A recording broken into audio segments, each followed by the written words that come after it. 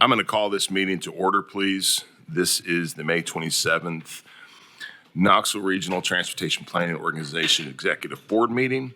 Our first order of business is the determination of a quorum, please. Okay, good morning. I will call the official's name, and if you're serving as a proxy, you can reply with your name at that time. Mayor Tanya Martin, Mayor Tony Akins, Amber Scott Kelso here for Mayor Tony Akins. Mayor Roland Bradshaw, Mayor Scott Burton, Mr. Troy Ebert, Present, proxy for Governor Billy. Mayor Terry Frank, Here. Mayor Warren Gooch, Mayor Jeff Harris, Mayor Glenn Jacobs, Here. Mayor India Kincannon, Here. Vice Mayor Lynn Fugit, Debbie Helsley, proxy for Lynn Fugit. Mayor Ed Mitchell, Don Walker here for Ed Mitchell.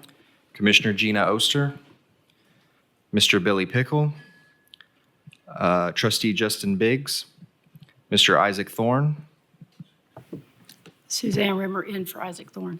Mayor Larry Waters, James Temple for Mayor Waters. Mayor Andy White, Ron Boone for Mayor White. Mayor Ron Williams. Okay, that's 10 present, sir. That's a quorum. Thank you. Is there anyone here that was not called in roll who will be participating in today's meeting? Good morning. Matt Meservey, Director of Planning with TDOT. Thank you for being here. Do we have anyone on Zoom? We do. We have Andy Paget and Anne Marie Anway from TDOT on Zoom. Great. Welcome. Thank you. Are there any amendments to the agenda? All right, seeing none. And let's see. And then our first vote is to approve the minutes of the February 25th, 2026 Executive Board meeting. Is there a motion? Move to approve. Second. Are there any corrections, additions, so forth? Seeing none, all in favor, please say aye. Aye. Any opposed? Motion carries.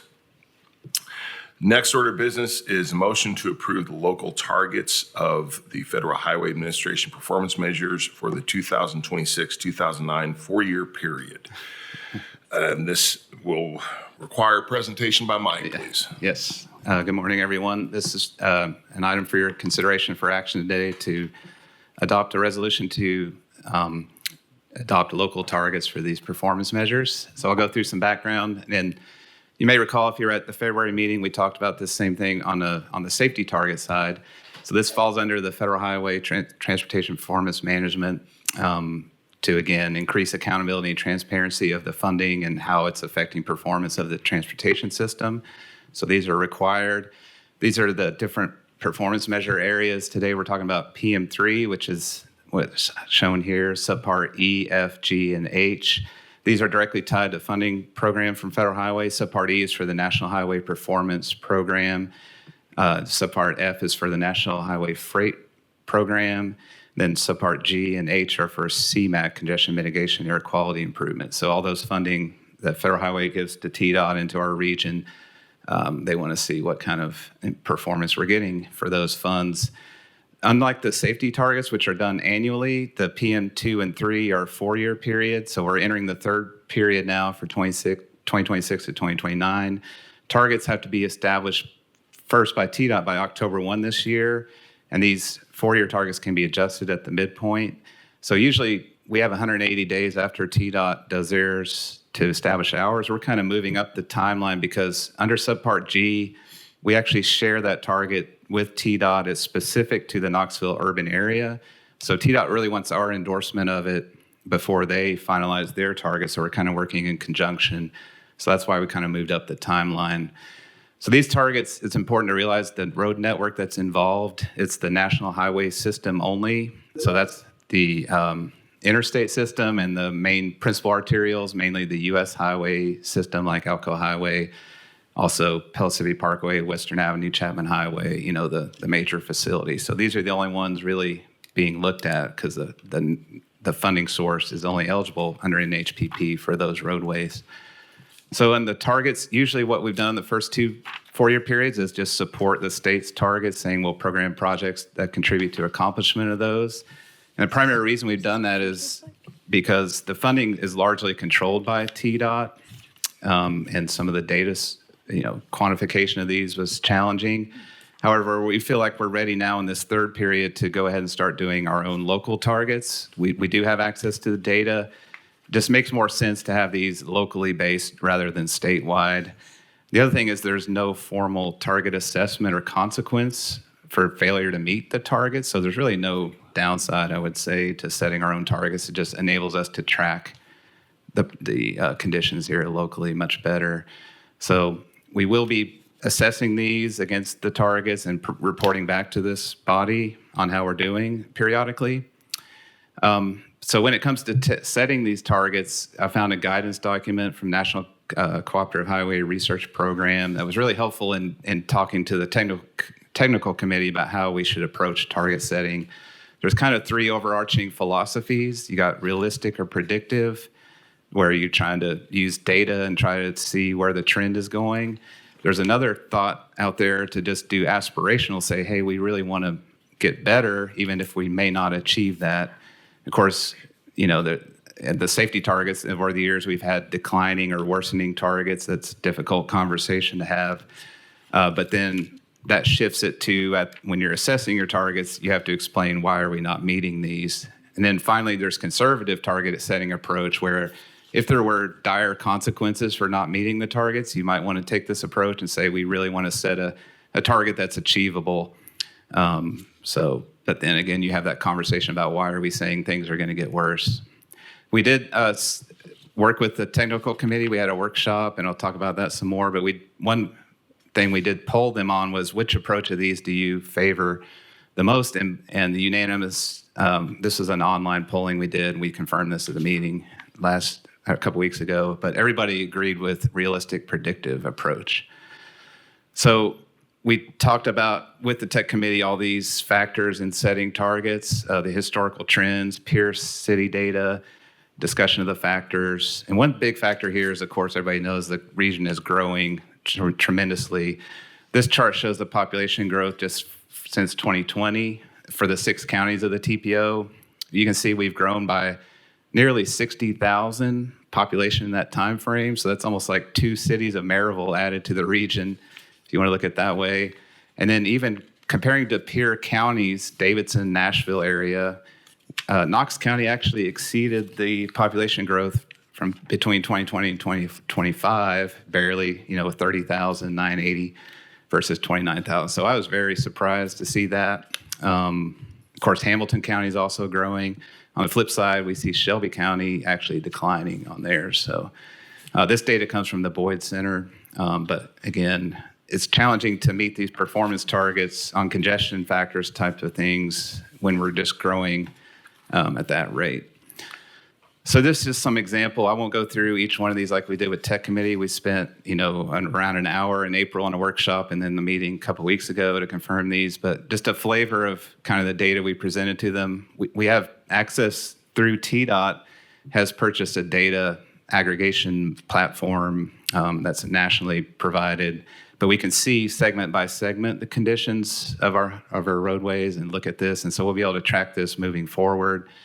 We also plotted the trends for each factor, and a lot of them are unfortunately getting worse again with that growth we're seeing out there and congestion picking up.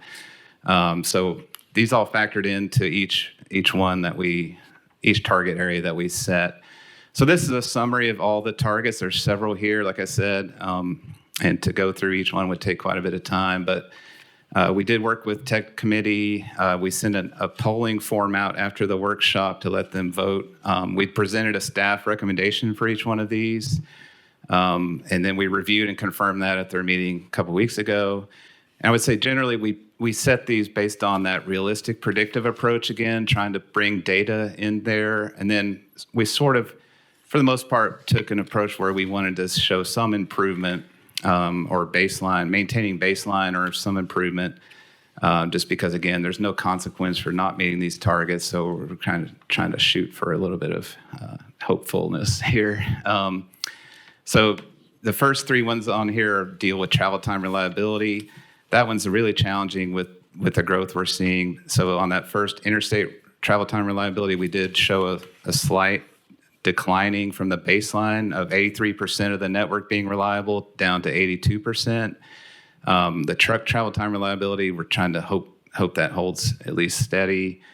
We do see the truck traffic out there really increasing. The delays we all see on I-40/75. That's another factor here is this target only is in 4 years. We don't have much to work with in a 4-year time period to really move the needle on these targets with projects. We do have some projects in the pipeline, but by and large, the big sections of I-40/75 that the Pell study is addressing, until we can get some major projects with that, it's not likely that we're going to see a whole lot of improvement on these. So the other ones there, we try to quantify and show a little bit of improvement with projects coming in. Peak hour excessive delay is one where we hope that projects to improve signal timing that are underway with City of Knoxville has several corridors, Kingston Pike, Broadway, Chapman Highway. They're all going to be retimed with new signal hardware. Those are all National Highway System roads that we hope that will show a decline in delay. This is when you're driving at 60% or below the posted speed limit. And then finally, State routes are national highways? not all of them. Oh. They have to be a principal arterial. Okay, so Middlebrook Pike? It's not, no. Okay. What's an example of a route that's not the interstate but is part of the national highway system? Kingston Pike is, Chapman Highway. Several of those. Broadway, Magnolia. Yeah. Any road that has a U.S. highway number on it, I think would be. And then Pell City Parkway is not a U.S. highway, but it was a principal arterial functional class. So, I can go back to that map and we can talk. Yeah, okay. Subpart G, the percent of non-single occupancy vehicle travel. So this is trying to get at congestion by reducing demand out there. And we did see a big uptick in this because of the work from home percentage. This comes from American Community Survey. So we're showing that holding steady and hopefully increasing a little bit there. So 25% of the trips made for work trips in our area are by non-single occupant vehicle right now.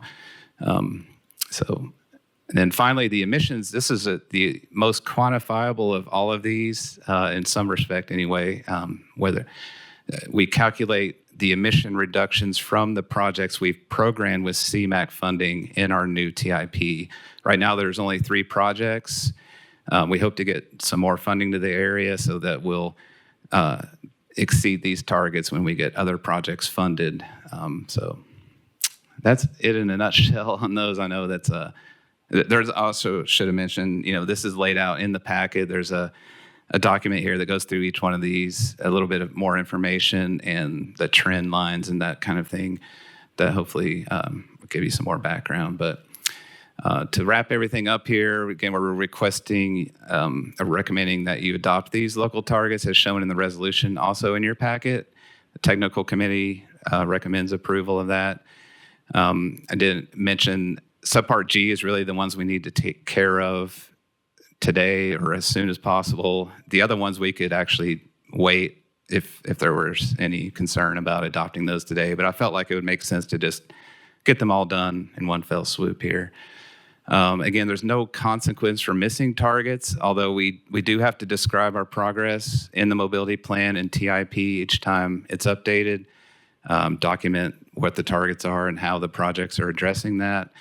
And we've developed already the framework of this online dashboard shown here on this slide, where you can click in and view the conditions for each one of the performance measures. We're still working on that. It's not really ready for prime time yet, but that's hopefully how we can track. You have a question? Or? I have a question. Yeah, just a couple questions. So the non-single occupancy vehicle travel is measured just by the American Community Survey. There's no other tools to measure it. And also, like, when people stay home from work, that means there's not a journey at all. It's not like they're 2 people in a car, right? I mean, right.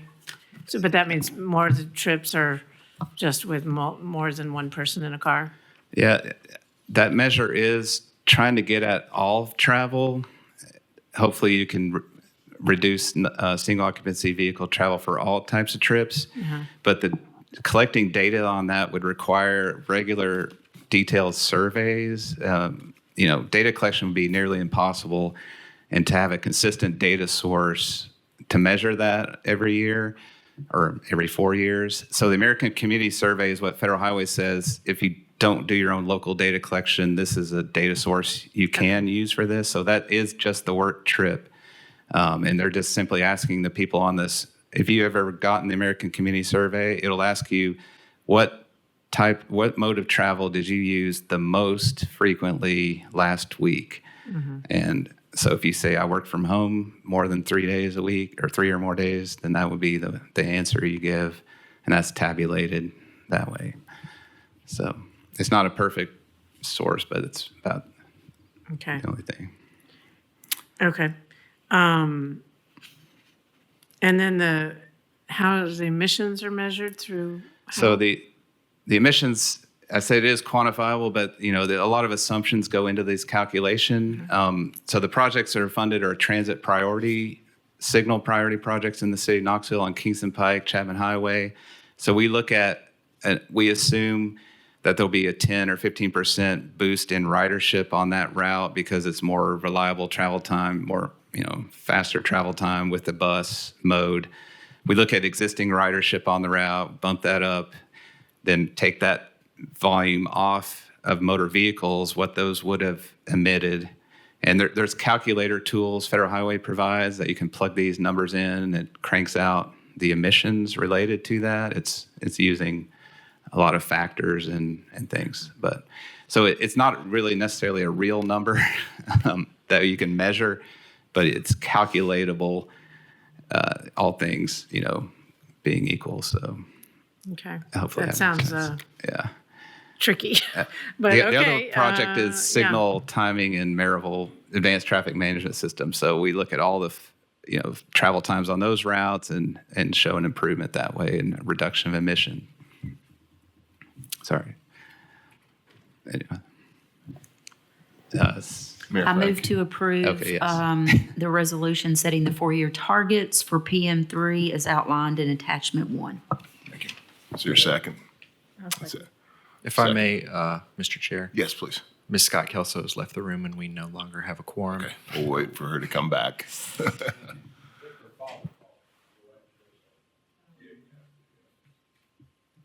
So can we move on to the next or come back or?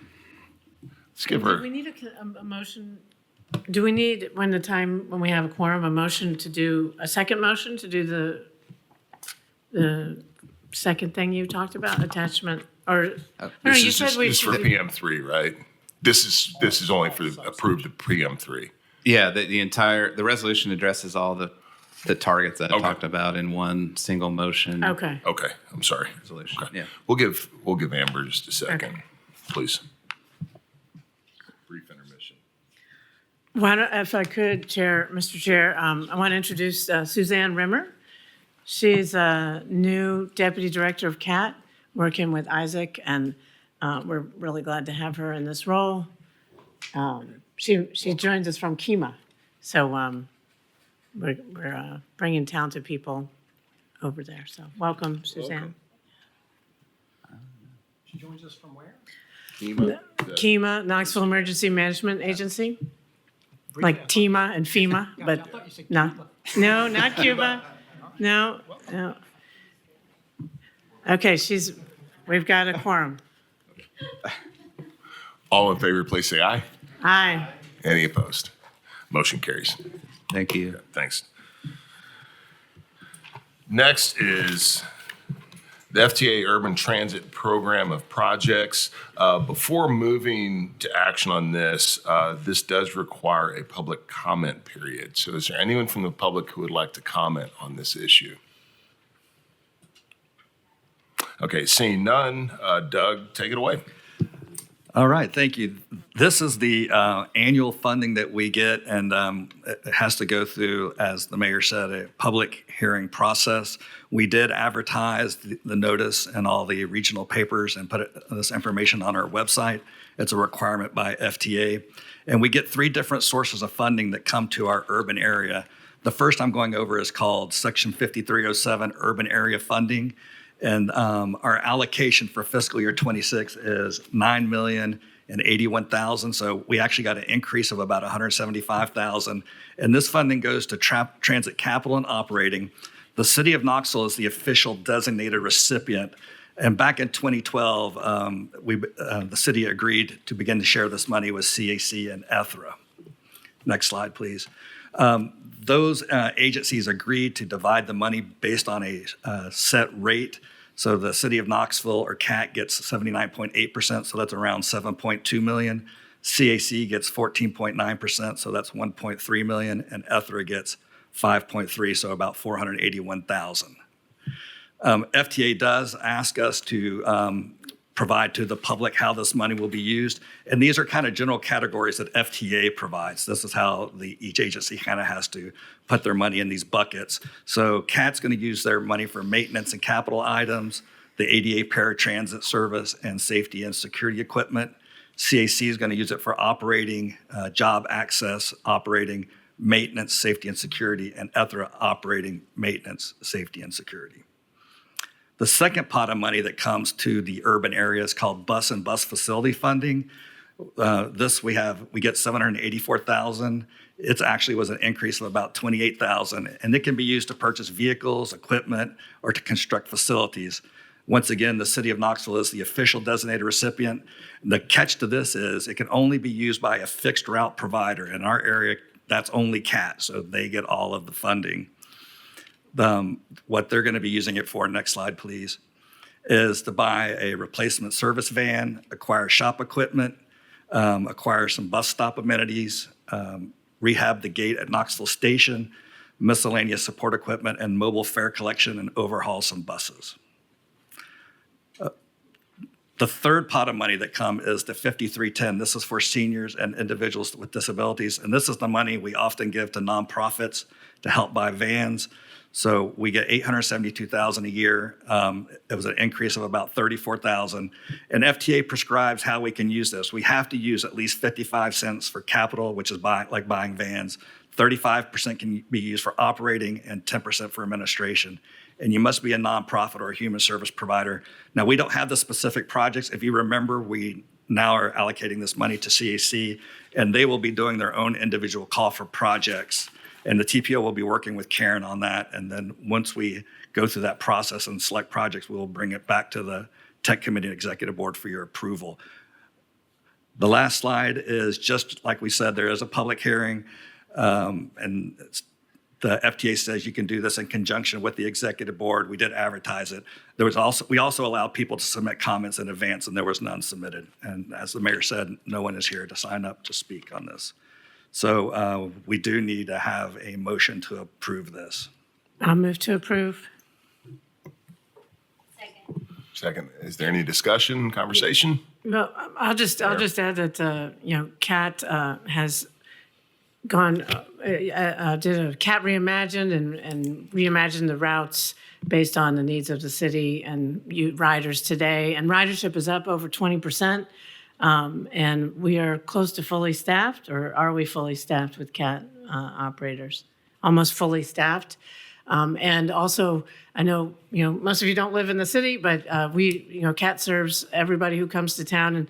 And we now have established a CAT downtown connector that's free to anybody. And comes every 15 minutes and more on times where we have big activities like Banana Ball and so forth. So I invite you guys to check that out. It's great for just getting to know the pleasures of letting the bus chauffeur you around. So ridership is way, way up, and that's good for, good for the clean air, but also good for all the people moving around the city, without needing to pay for gas or parking and so forth. It's been particularly positive, our connection and relationship with University of Tennessee. Every person with a vol card can ride CAT buses for free. So UT works with CAT to make that possible, meaning they pay us. And that's been really helpful, so we don't have, for 35,000 undergrads all driving around all the time.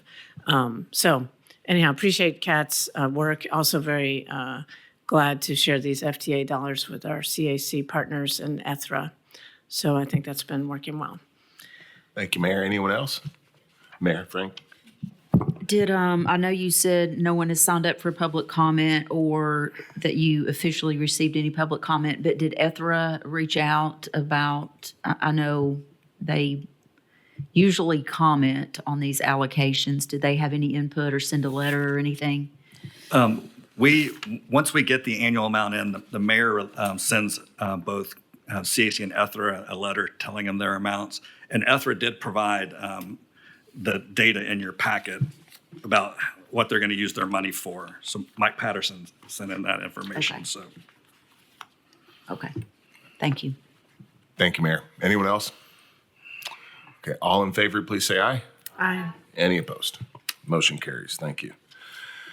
Next up is the fiscal year 23-26 TIP programming obligation status report. Presenter will be Craig.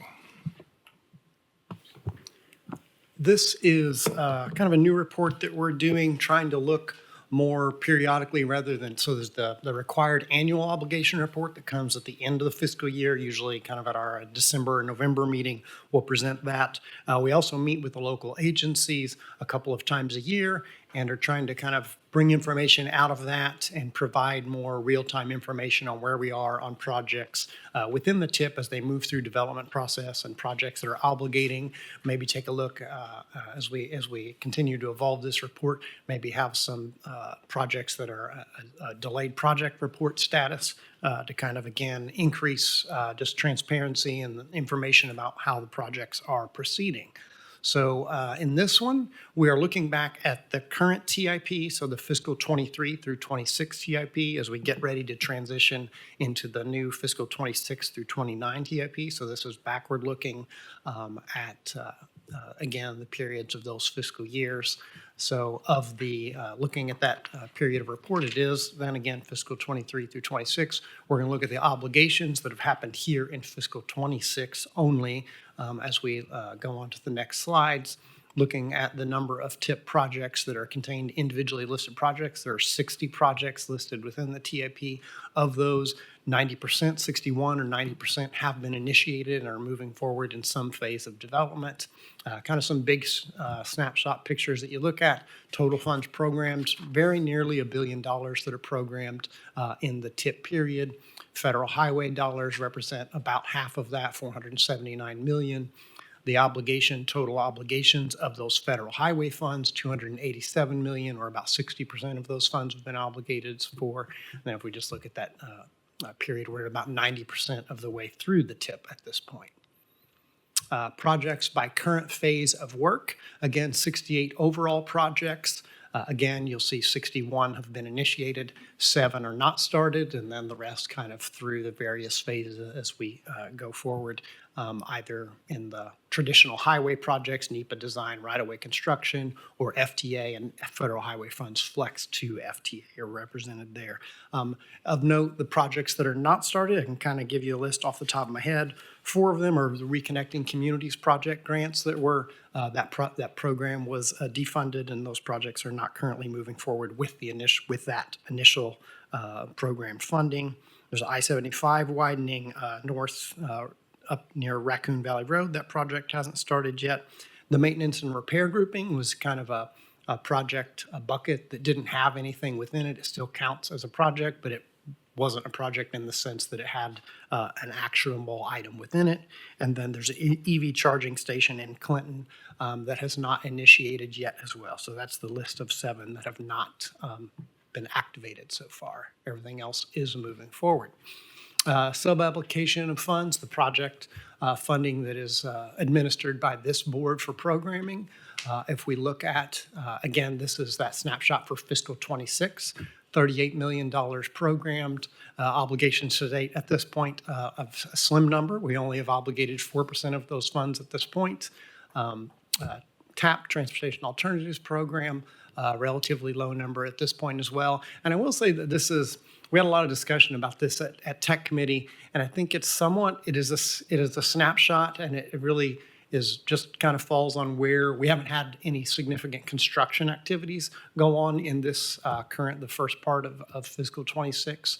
I don't think that that's necessarily representative. 3% seems like a a dire prognosis with where we are, and I think it really is a bit of an artifact that just construction dollars haven't gone on. And I guess I will point out that since this report has come, we got a notice to proceed for Magnolia Phase 3 construction phase in the city of Knoxville, and that obligated about $2.6 additional million dollars. So that number goes, the SCBGL dollar goes from 1.4 to $5 million.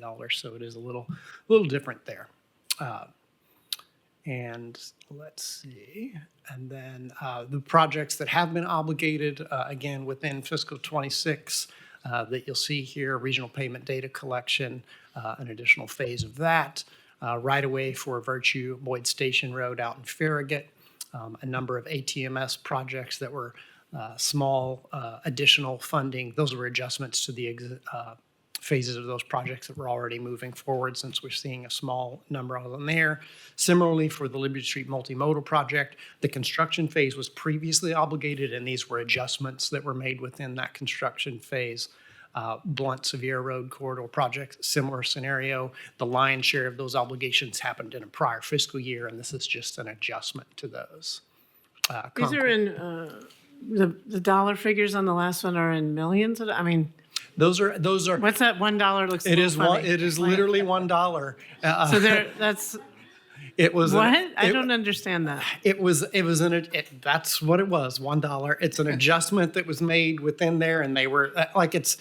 How many thousands were spent to make that adjustment? This is a solid point. This is a solid point. But in that one, that is the case, that it was $1. They were making an adjustment to those, and there was some state STBG dollars on that project, so they were probably zeroing out that pot. It's a very much, again, a snapshot artifact that, that project obligated in excess of up in the vicinity of $10 million of federal funding. And this is, as it's gone on, kind of some accounting for cost overruns that would have happened within there. So Okay.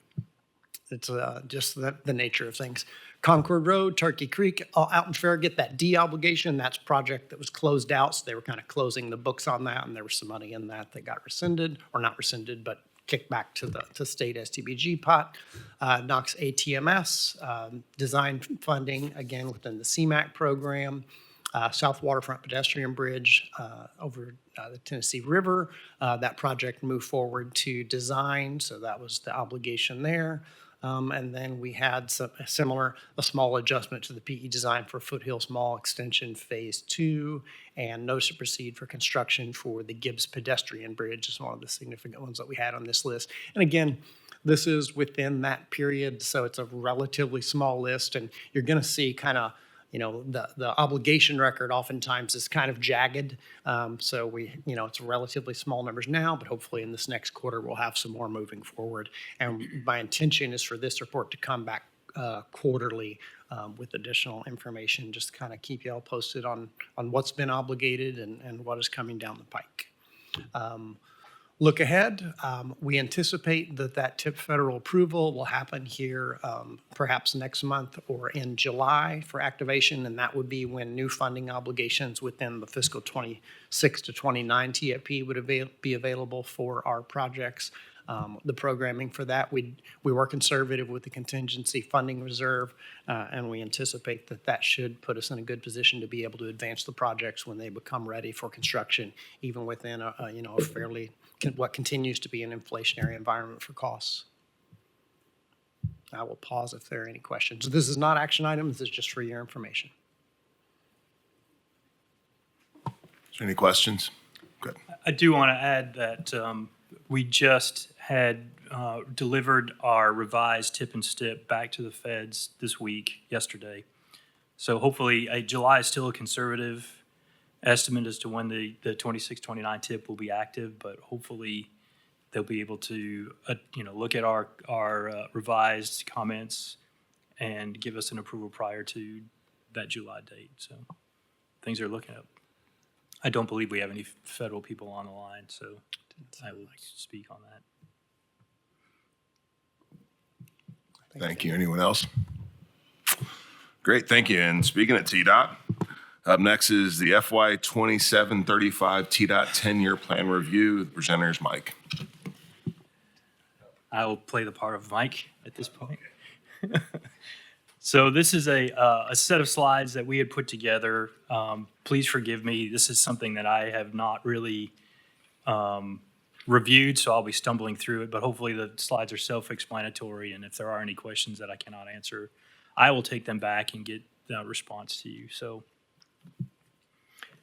as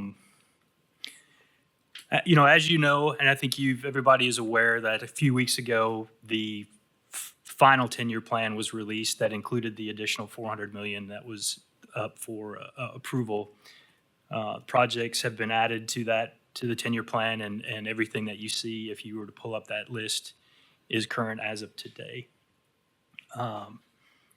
As you know, we've been really trying to emphasize the delivery of projects while at the same time developing our staff and modernizing the system as best we can through the items on the right. It's really just the effort of how TDOT has committed to delivering these projects.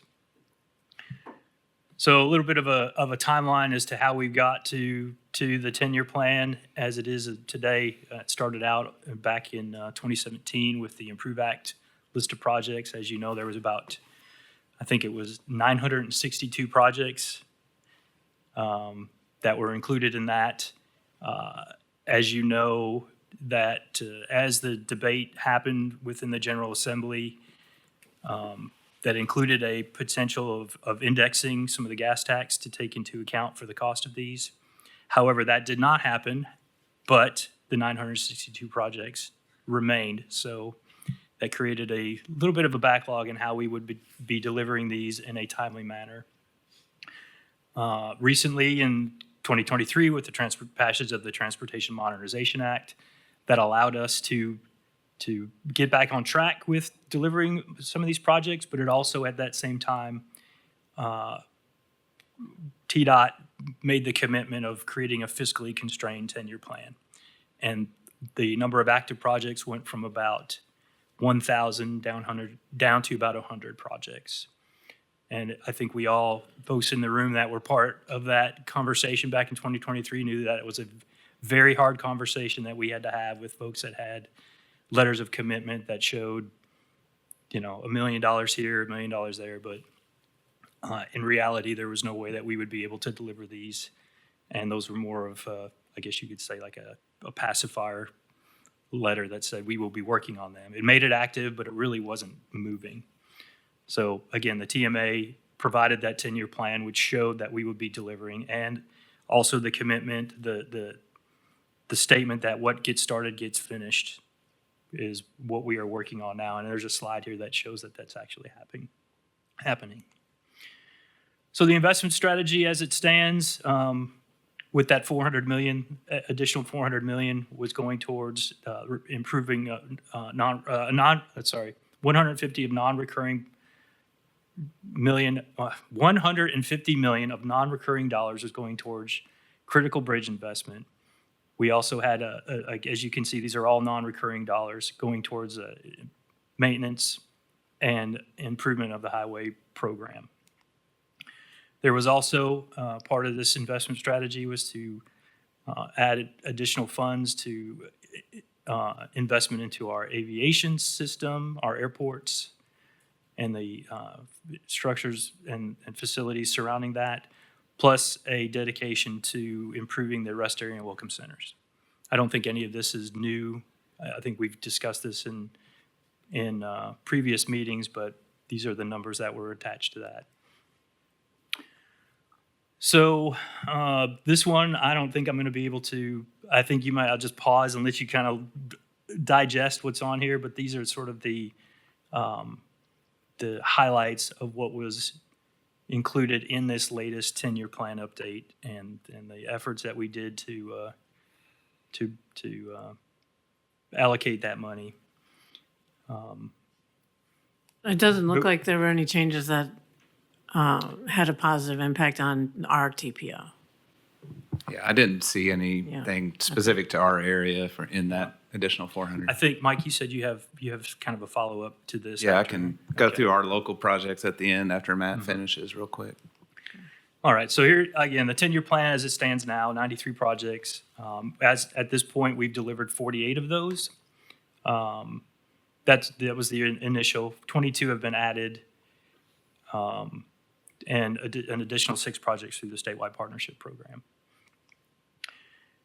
So these are some of the things that are associated with the 10-year plan. As you all know, TDOT has become very interested and are pursuing planning and environmental linkage studies. This is an opportunity for us to sort of accelerate the delivery of particular projects through the joint effort of the planning and the environmental portion, the NEPA portion at the same time. You all are well aware that the West Knoxville corridor is the first that we've done in the state, and now that has been followed up with 3 more, 2 in Middle Tennessee and 1 in Chattanooga. I think, if I'm not mistaken, the June TC will be an update to the Pell, the West Knoxville Pell. I'm sorry? And the board meeting, yes. So next month, you will be able to see the update of where we're at on that. Okay, as I said, if you could look at our past history of how we've been delivering projects, it's been pretty lackluster, I think you could say. But as of 2022, we have exceeded the goal, and in the last 2 years, we have actually delivered 100% of the projects that we said we were going to do. So hopefully, you've been seeing that moving forward. We intend to keep that number up above our annual goal. And I did not establish that goal, but I would wonder if we might even bump that up to a different number, considering how the last 4 years have gone. So again, as the statewide partnership program, this is something that was included in the TMA. It was an attempt to provide that partnership and help accelerate projects in the areas across the state where the local agencies saw needed to advance it based on priority. That would involve contributing some of their dollars to the project and help leverage some of the funds that TDOT received and that is part of the TMA and the 10-year plan. You could see over the years that partnership and the contributions from the local jurisdictions has increased, and it has also accelerated the delivery of that, which has added to the 100% delivery overall. So I know that this area, this region has had a number of SBP projects, and recently we've included others as well. So, I was wondering, about the statewide partnership program, because I think we've applied for several and not gotten it, and not also it's unclear, what the criteria are, so we can improve our application. And I guess it would be helpful always to understand, how to access these discretionary dollars that aren't just coming to us because we're the fastest growing part of the state and by some measures, and have the most congested part of the interstate. And, I just, sometimes it seems like our region isn't always getting as much resources as we need. I know everyone says that, but just proportionally, based on the growth we're experiencing, sometimes I wish they were more formula driven than whatever the other criteria are. Understood. I think this conversation probably goes above me when it comes to the way that TDOT has committed to equally breaking up the money within the regions. I think if you remember back... Is it equally? Well, the initial TMA, then the money that came out of that, the $3 billion was equally distributed, $750 million across the region. Each region received about $750 But not each TPO. No, the TPO, it was the region. It was not within the urban areas as much. It was all based on the projects and the need within those projects. Well, that's where the congestion is. Well, I know, but $750 million doesn't go very far. Even though $3 billion is a big number, $750 million across all regions in the state, considering we had about a $30 billion backlog of projects. Just, I mean, it's, if you think about it, this was hopefully the beginning of opportunities to let the General Assembly know that if we receive the money, we will put it to good use and we will deliver all of it, and maybe, come back at some point and see if there's more available. But you are not the only person that is saying that we need more money. And I wish and I hope that with the track record that we've had for the last 4 months, that we can convince the General Assembly or some way, who knows if the new Surface Transportation Act will provide any of that. That's still up for debate. But as far as your question regarding not knowing what you needed to do, I know that everybody at TDOT is available for a debrief if needed. I don't know if you've had that conversation with them to see what it was that did not make them choose that project, but I know that they will be happy to sit down with you and discuss what was missing from that. I know others have. I don't know if anybody in this room has had a conversation, but I know that is an available option. Mm-hmm. Any other questions on this? Okay, so I have mentioned this too, and I guess this is is this part of the TDOT update, or is this an actual agenda item? I didn't see that, but we are now starting to really concentrate on our statewide long-range transportation plan update for 2055. We could have more conversation later, but the idea here now, we are really trying to accelerate the plan in order to get in front of a new administration change that potentially could alter what we're looking at the moment. But essentially, this plan update will be corridor-based. It's going to be looking at how corridors operate, what the purpose of a corridor is, define, what makes a corridor across the state successful. And when I say corridor, I think we're talking about all the interstates, at least the double-digit interstates, and a majority of the state routes across the state. That's what the statewide corridor plan will be concentrating on. We're going to do a lot more engagement in the rural areas because we don't necessarily want to duplicate what you all have done with your recent plan update. So the state's a big area. So we're looking at places and potentially like festivals and things like that people will come to us if we set up a kiosk or a tent or, just some area where they can come and have our conversations, as opposed to us going out and meeting in jurisdictions. So one of the examples in Middle Tennessee, TDOT will have a booth or an area at the state fair in Wilson County this summer.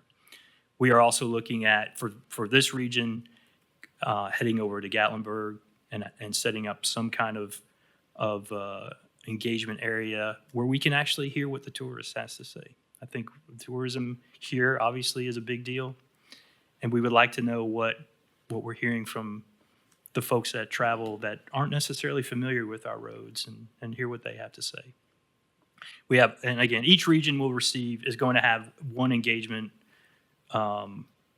event, and again, they're going to be kind of in the more rural areas to try to divvy up the engagement of that.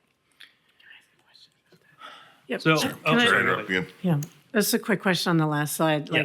The long-range transportation plan is about tourists traveling, or it's No. about all travel? It's all travel. Okay. Yeah, but again, I don't know how much we've had input from the tourism industry, but there's more to it. I'm just saying that we're gonna, and people, not all the tourists that are in Gatlinburg come from out of state. I'm sure we're gonna hear a lot of local residents. Well, we would welcome an engagement opportunity in Knoxville. Mm-hmm. We have, in addition to a lot of tourists, 150,000 commuters come in and out of our city every day. Yeah. And I mean, we got to serve our residents first. Our residents, commuters, they're the ones who are, staffing the hospitality industry, among other things. So I just, I know you want to make sure to cover the entire state, but, you don't want to miss out on the urban No, areas. no, and That is where a lot of traffic is, a lot of transportation needs for commerce, for hospitality, for tourism, for getting to jobs, moving freight. And it's also where we have a lot of crashes. And so, So the thought process was that the TPO had already done that. I mean, in this region, the TPO should have addressed a lot of those types of conversations, and within their public engagement, we can utilize that as the urban side of this engagement. Because we're only, the project can only be about a 9-month project. The ability to go out and do a full-blown engagement is limited. So that's what the idea was, to complement what you all have done through your long-range transportation plan update and utilize what was not covered in yours through the statewide engagement process. But there's always an opportunity for you to comment and to have that. Like I said, I don't know if a new engagement opportunity in the city of Knoxville would bring in the same people that came to your plan update meeting. okay. Are we good? Okay, all right. Sorry, I don't want to sound like we're not doing anything in the urban areas, but we are definitely partnering with all the MPOs to have them give us the information from their side of things. Okay, this is basically the breakdown of what we are going to be doing through the corridor network. This is, I kind of talked through this already. So I think this is the last slide, but overall, these are the three big topics that or the three big highlights that we are trying to emphasize across the state. And hopefully with our track record and our transparency and being approachable, we've been able to strengthen these relationships and increase our partnerships. This one is talking about the new authorization, the potential authorization. I think as of last week, there was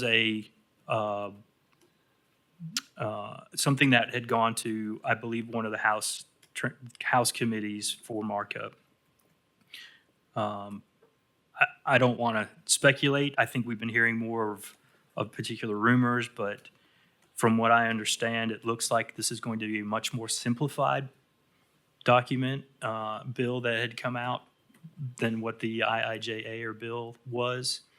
I believe Protect, carbon reduction, NEVI, those programs are probably not going to be continued into this next one. I don't know if the funding associated with those will be put towards something else that is complementary, but from what I understand, those newer projects that came out of the IIJA may not be moving forward based on what has been seen so far and reported on from the federal side of things.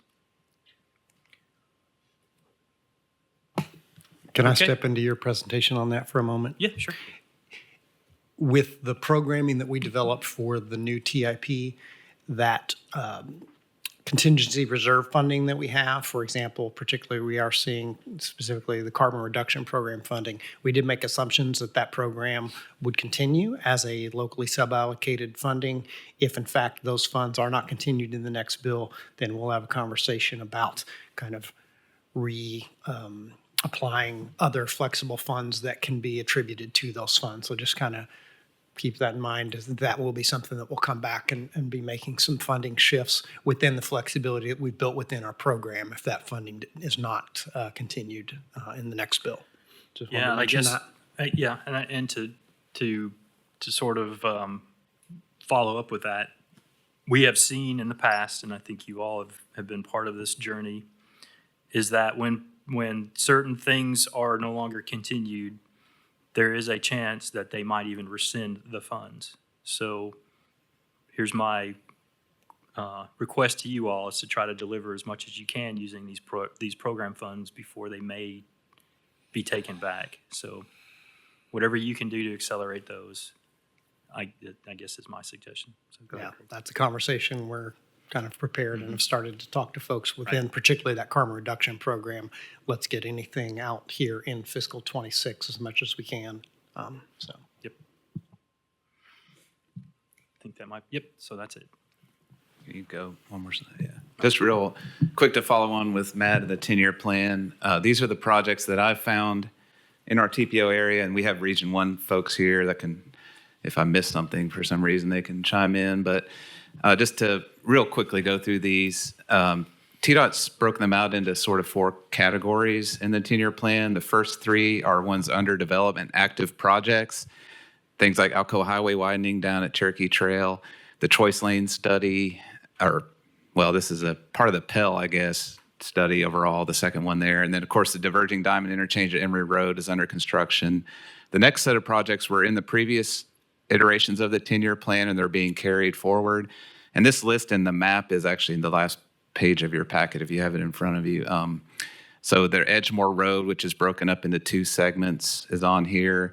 We also have relocated Alcoa Highway project to complete that segment down in Alcoa, Maryville area, Blount County. Pellissippi Parkway extension, and then the 2 interchanges that got added last year at Watt Road and Campbell Station Road. And then finally, Loudoun Rural I-75 widening down there between exit 81 and the I-40-75 junction. So then we did have 2 new projects that entered the list this year. That's the next set. One is Aspire Park support. I think that's a greenway connection to the Aspire Park in Clinton area. And then they did add what we were calling the missing link. We were wondering why this Alcoa Highway section from Pellissippi Parkway, Singleton Station Road to the county line that had not been in prior iterations of the 10-year plan, but we knew it was under development, right-of-way was being acquired. So now it is in the 10-year plan for construction, although way out quite a bit to 2037.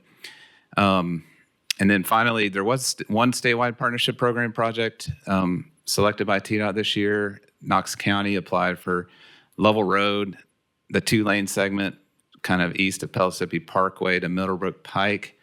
And that's a project we've been pushing hard for to get that on the list. So we were glad to see that one added. I didn't include, there's a significant amount of projects in Sevier County, exit 408, new interchange there, and a new bypass road to get congestion out of the heart of Sevierville. Among other projects, there's significant investment. But you'll see the bottom line number there, $1.5 billion to this TPO area. You know, it's a significant number. I didn't compare that across other MPOs across the state, but I mean, we are getting a significant amount of funding out of this if you look at that bottom line number there. So any questions on those projects, TDOT or I can try to address. Anyone?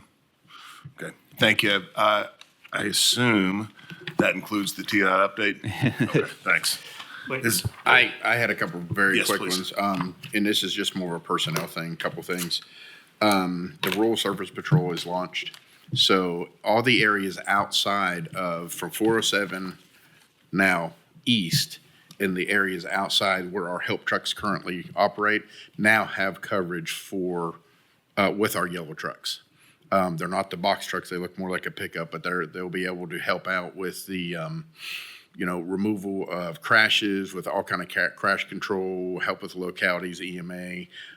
So all of our interstates are now covered with some sort of help truck, help patrol for our area. If there's any questions on it, please reach out to our TMC. If you let me know, and I'll get you in contact with them. Everything runs through them. The Region 1 leadership. So we've had some leadership changes, of course, as we've moved through. Amanda Snowden was promoted to our director. Because of that, there was a vacancy. Matthew Hart is now our operations director. Matt was previously over our facilities and our floating maintenance crew. Our floating maintenance crews are the TDOT crews that actually go out and they do a lot of building, like 75 North when we had a slope. They went up over a weekend and built a new lane of the interstate. That was his previous oversight, but he is now our ops director. And with us today, Kristen Qualls, she is our project manager director. And she's right there if y'all don't know her. She will be the ones we're working with the most, working with our TIP and those kind of projects. So we're very appreciative for her being here. And Jason Schultz is actually with us today as well. You all will get to know Jason much more over the next several years. Jason is over our alternative delivery manager. So projects like the I-75 widening south of the split and the Pell study, the 75-40, all the accelerator projects are in his purview. So the projects like the 275 bridge that was replaced over the couple weekends, that was one of his projects. So he's the project manager over those. So big shoes, a lot of folks carrying in here. So if it's not a project that John Barrett's dealing with or Randy Bussler's dealing with, some of the stuff we talked about before, it's probably Jason's. So good folks to get to know. Please, they're here, taking a lot of time out to be here. Hit them up, ask them questions, work with them. It is greatly appreciated y'all being here to support us. Past that is all I have, Mr. Chairman. Thank you. And there's no one here from Federal Highway. So no update on that. Okay, thank you. Doug, is there any other business? Yeah, we have a few things on here. We are going to be meeting in June. Our tech committee is June 9th and the board is June 24th. And as noted, we'll have the consultants here to give an update on the Pell study. So I really encourage everyone to attend if you can. We do wanted to let y'all know that FHWA is currently accepting applications for the Bridge Investment Program. It has a closing date of June 15th, 2026, and they have both planning grants and bridge projects you can apply for. So that we got a notice about that, so we wanted to pass that along to you. And then with the consultants coming, they already have on their website when the public meetings on the Pell study will be. There'll be one Monday, June 29th, out at the Pellissippi State Community College from 5 to 7. And then on June 30th, Tuesday, they'll be at the Knoxville Public Works Service Center from 5 to 7. And then on July 1st at the Farragut Community Center from 5 to 7. So we encourage everyone to go out and at least attend one of those. And if people are watching on the community TV, just want to let everyone out there know that those are going on. It's an important project right in the heart of our community. So, yeah, Doug, on that, that'll be very similar, the same information that we'll receive at this board and the TCC meetings, but it is highly encouraged, get that information out to your communities because we need that input on what's going on and kind of show what our consultants have been coming up with. And again, you'll see Jason there. That's one of his projects. Does anyone else have other business? Can I ask a quick question on those meetings? The one that's at Pellissippi Community College, which campus is that? That's the main campus. That's where it was held for the last meeting. All the meetings are held in the same places that the first ones were held. Okay, So thank if you. you attend one of those, it'll be there. Hopefully without snow this time. All right, thanks. Anybody else? All right, great.